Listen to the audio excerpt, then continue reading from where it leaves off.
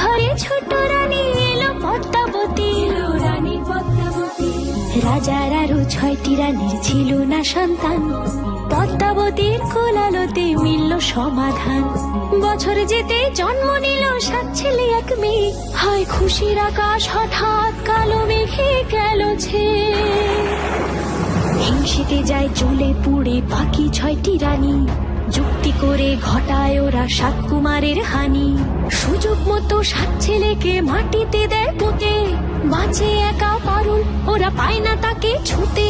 ধাইমা বাঁচায় সেই মেয়েকে বড় করে তোলে, 7 ভাইকে পায় যে পারুল 7টি চাপা ফুলে।